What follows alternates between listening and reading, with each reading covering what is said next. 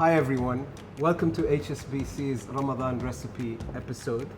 In today's episode, we're talking about some cooking for kids. And with that, we're delighted to be joined in today's episode by no other than Lama Jamal, or more affectionately called to her devoted followers as Mamalu. Given this is a session around kids, I asked my own kids to join me. I'm delighted to have Talia and Faris join us for this session. Mamalu? Yes. I'm going to call you Mamalu. Call me Mamalu, yeah. Excellent. So, exciting. What are we making? What are we making What today? are we making? We are making my kids' favorite. This is their absolute favorite, and it's called Magraviye. It's Lebanese. It's Arabic. I think Palestinians call it maftoor. Okay. Lebanese call it Magraviye. Okay. I think in Europe they call it pearl couscous. Anyway, this is what we're making. It is a pearl couscous. It's kind of like pasta.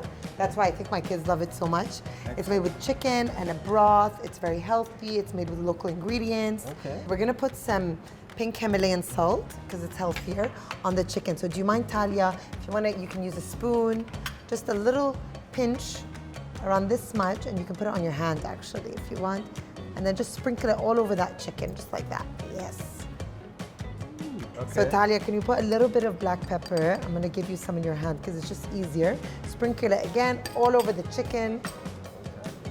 And then Faris, do you mind putting a little bit of olive oil inside this pot? A little swirl. Yeah, go ahead. Amazing. Nice. Isn't that fun? It's kind of therapeutic, I find it, yeah. You know so much about this. I mean, what inspired you to get into cooking in the first place? I've loved food. Once I went to Universal Studios and I was younger than you. I was probably around 4. And they said, what do you want to be when you grow up? And I said, a chef. And I have the drawing, yeah. So I've always loved the kitchen. I love cooking. I love food. So, and my mom is an amazing cook. So, yeah. That always helps. Yes, it helps. Right? That always helps. So, and do you find that in Ramadan your cooking, skill set or inspiration increases? I mean, it's quite a... Yes, it is. I think it's nice. I think everything kind of like slows down. It pauses in Ramadan. Okay.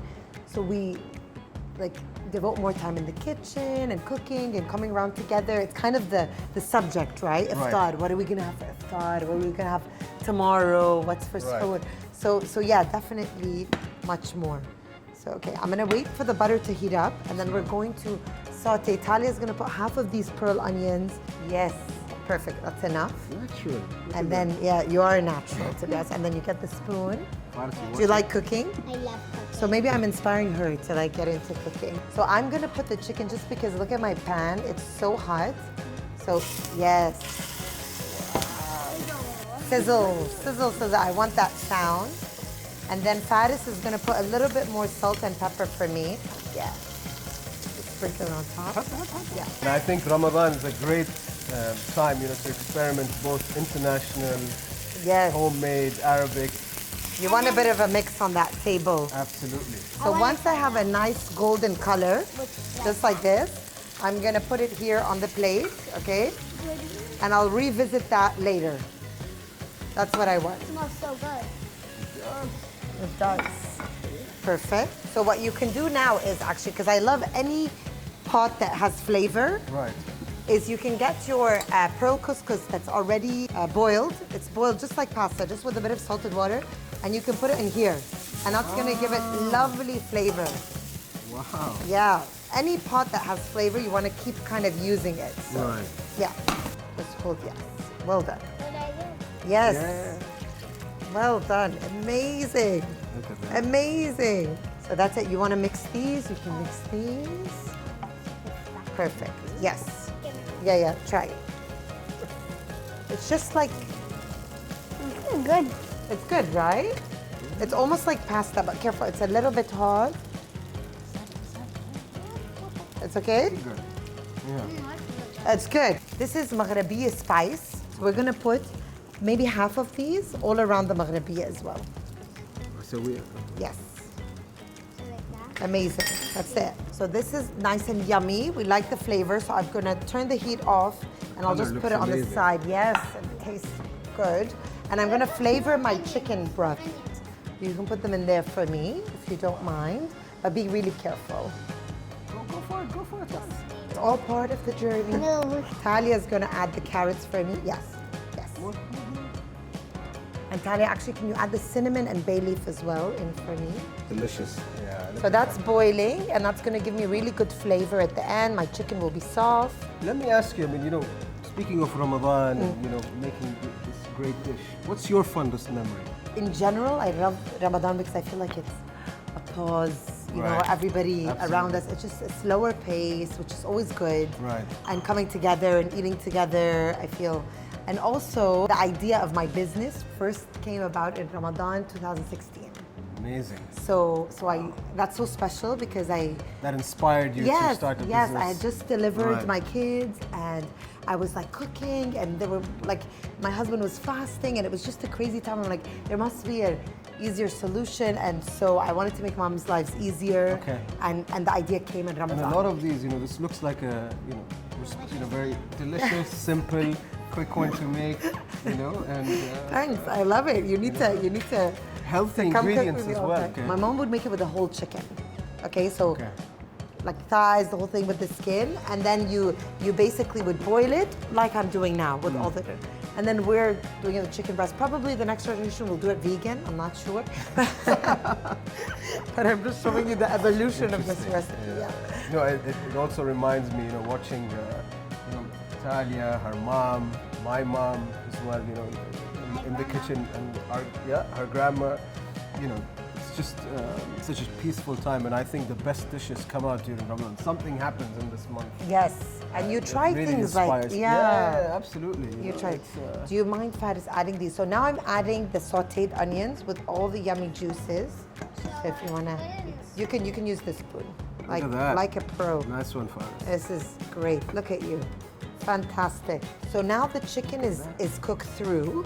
I'm gonna add it to a plate. So again, just use the same plate. It's totally fine. While I kind of reduce my sauce. Because now you're putting it onto the plate with the onion flavor. Exactly. So Sauteed onion. yes. So I'm just removing all my my vegetables. Okay, and what you could do is, like for sustainability, you could totally puree this now Okay. and add it to a tomato sauce so your kids have hidden vegetables. That's what I would do. I tried it. It was absolutely delicious. So what I'm doing now is, can you guess what this is? Flour. Flour, exactly. And what does flour do when we add it to stew? I have no idea. I know, this is like a technique, and once you know it's life-changing, it makes it thicker. Okay. So yes, so you can use cornstarch, flour, arrowroot if you want to be even healthier. So I'm just adding cold water. And Faris, can you just mix that for me over here until it's nice and smooth? Yeah, so it's going to become nice and smooth, and we'll add it to make our gorgeous kind of stock thicker. And that's the base, and that's it. And then we And that's assemble it? everything. Amazing. Look at that. So we add that, nice And it makes it thicker. Yes, you're gonna see Okay. it's like magic. See how delicious that looks? We just have to remove the cinnamon. Remember, we removed the bay leaf. Yes. We didn't remove the cinnamon. So we're just gonna set it on the side, Okay. okay? And then it's gonna be time for plating up. Now there are two ways. I've shredded the chicken. Some people put the chicken back in the sauce. Some people serve the chicken over the Magraviye. And what's nice is whatever, like whichever house you go to, back home, you see different. Some people have a darker sauce because they put less Magraviye spice. Some people, each house is different, which I find so fascinating. So what I'm gonna do is, we'll do half of the chicken inside. So I just put some of the chicken What do you here. prefer? To put it on top of this, or do you prefer I prefer in the sauce, to be honest. That's how we do it at home. sauce, okay. But my mom puts it on top of the couscous. So I'm for both families, and yet Okay. two different ways. So there we go. Just gonna pour that in. Oh, that looks good. Yes. So yummy. And so simple, right? That's not Yeah, that's simple. really. And then we're just gonna put this one on top of here. So should I just... Yes, just spoon it over. Exactly. I can help you a little bit. Yes. That looks so good. Perfect. So now you have both. You have it on Yes, couscous and you have it on the exactly, sauce. exactly. I'm just gonna put a tiny bit of shine on top. Wait. and then a bit of a pinch of the Magraviye spice on the chicken. And that's your Magraviye with, yes, your pearl couscous.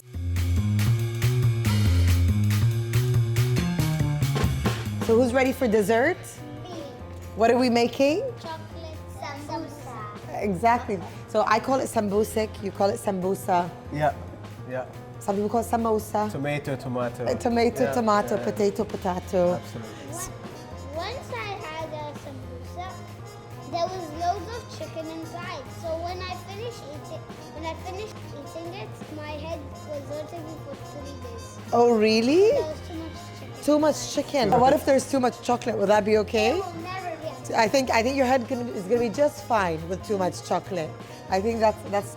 So let's start. This is so easy. It's 3 ingredients.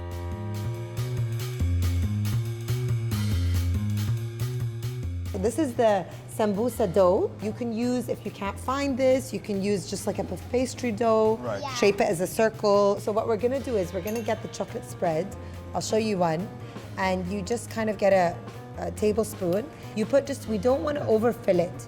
Okay, we just want to put a little bit. And then I'm just gonna show you one and then you can do the second one. We get some egg wash. This is like our glue. And then we just put it on the edge, exactly. Because the egg wash is slippery, but it's like sticky. Yes. So that Slippery means but sticky. Yes, so that's it. You've got one time to taste that chocolate spread, and then we can no longer put our fingers in our mouth because raw egg is quite dangerous. And then you get your fork and you just do this. I love that metaphor. It is chocolate from, from the West and sambusa from the East, and you kind of put them together. You can do also like a chocolate atayef, which would Right. kind of be also the same Right, thing. right. So have you like, I know there's so many HSBCs all around. Have you lived in other countries as well? And have you done like, Right, have you fasted and had iftar in other countries? How's that been Yeah, like? so we've traveled, we've lived in a few countries across our working life, from east to west, whether it's New York, London, Oh, wow. Jordan. Yeah. And Ramadan is always a special period, Yes. right, Salia? So how's the Ramadan in New York, for example? Like, We struggled sometimes, with finding healthy food, to be very frank. Yeah. It's the capital of the world for food, but it's not necessarily healthy food. yes. But speaking of healthy habits, I mean, Yeah. what do you recommend and what are your tips for healthy eating this Ramadan? I mean, I think, I make my dinner. yes. I think so. I'm going to show you, Faris, if you can just put the fork and do kind of like a pattern, like this. I'm going to let you do that. Nice. Yes. So basically, I think definitely menu planning comes in handy. Okay. So preparation, you can't kind of like, oh, it's Ramadan, let's wing Okay. it. That's just going to be exhausting if you're fasting. You have to think about what You're hungry, you Right. have to think about what you're. I think just week by week, nothing too, Okay.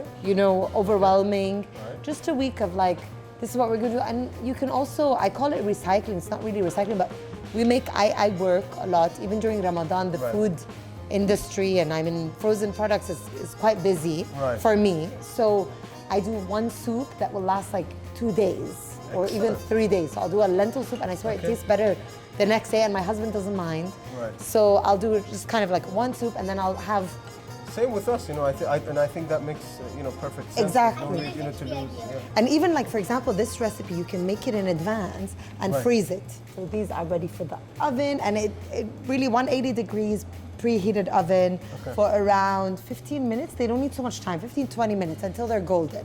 Okay. So I'll just put that in there. And you guys are super lucky because I have a few that I've made earlier. So who's ready to try one? Okay, good. They're not that hot. We'll just put them, and you can, it's lovely. I love that you can do them with, fruits. You can do them with beef, you can do them with cheese. Right. Even savory. I'm gonna give you one. You're welcome. Would you like to try one? You wanna try Highly one? agile.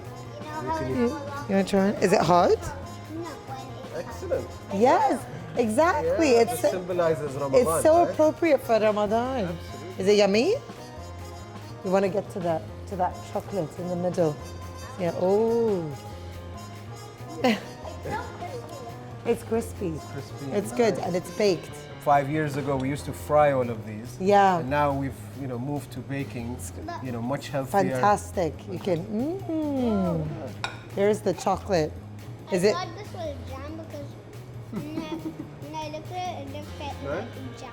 It looks like jam. But by the way, you can fill it with jam too. So as I finish this last delicious piece, this takes us to the end of of today's episode. I want to say a big thank you to our guys. wonderful host, Mamalu, and of course to our mini chefs here, Faris and Talia. We hope that you enjoyed this episode and the wonderful recipes that we had this evening. And stay tuned for our next episode, which is Sweets into Eid. Oh, A yum. wonderful episode. And with that, we say Ramadan Kareem to everybody and many happy returns. Ramadan Kareem, thank you for joining us.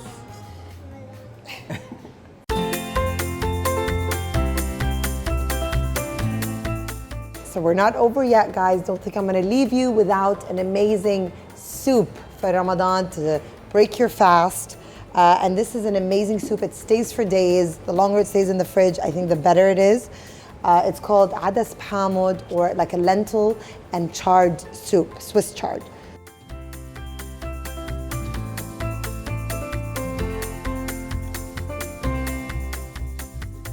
So the first thing is I'm gonna put a bit of olive oil into a pot, and then I'm gonna put my onions. Saute these for a couple of minutes. So after that, you're gonna need some lentils. These are the green lentils. I don't know why they call them green, because they're brown, but there are brown lentils. So you can use green or brown lentils, and they're just washed, and they actually don't kind of split when you cook them. So they're great for the soup. I'm gonna add around a cup and a half of washed lentils. And then to that, I'm gonna add some vegetable stock, and you can make the stock earlier if you have some stock just from leftover vegetables. Like I always get the ends of my carrots and zucchini and whatever I have lying about the kitchen. I'll boil it with some herbs, and that's my stock, and I can just freeze it whenever I want. I can use my stock, and that way there's no wastage in the kitchen. You can add some water as well. So I don't have enough stock. I'll just add a little bit more water. And that's it. I'm going to add my potatoes. I just add them to water so they don't oxidize and get brown.